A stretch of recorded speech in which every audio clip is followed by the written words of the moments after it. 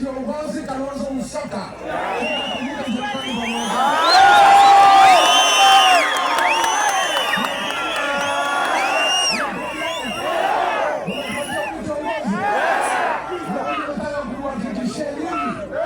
Sisi hatuwezi fanyia madharau ile amezoea kufanyiwa.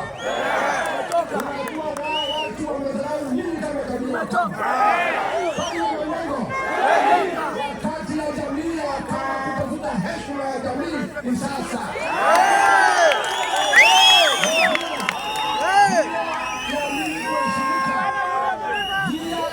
Kuheshimika ni kuungana nyuma ya kiongozi huyu Kalonzo Musyoka.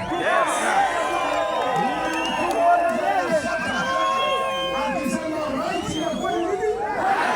Akisema left inakuwa nini? Na mimi nataka niseme hapa na chama yake ya Wiper. Hapa Ukambani kila mtu achaguliwe na tikiti ya Wiper.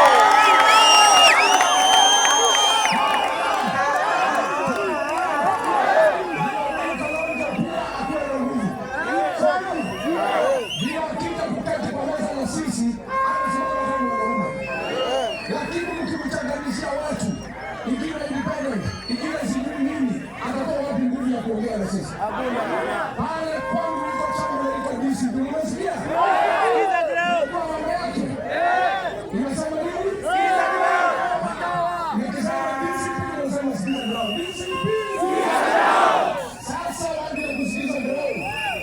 Waje Wiper na katiba sawa? Na nyinyi mkiwashikilia kiongozi na mshikilie nyumbani. Simu nzuri, nataka sitoke kidogo.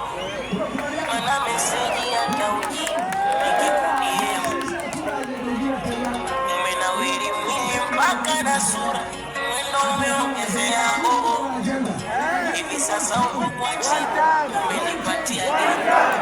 Unitakite, ulise ayo sobutu.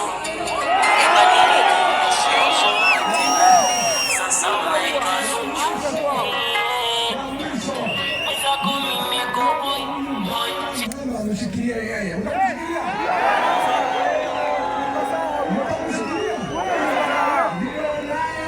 Kalonzo akiondoka ashikilie Goma, sio? Na wewe shikilia Goma kama unamsumbua. Munge mkono muombe ashikilie hapo Machakos na kiongozi wenu atembee Kenya. Tunakubaliana? Tunakubaliana? Mungu kasoma ni msumbue.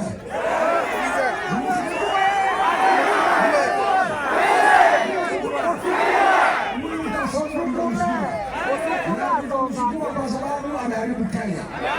Na tunamsumbua kwa sababu Kenya hawezi endelea akiwa kwa kiti. Kwa hivyo mimi nataka kuuliza majenzi mpo?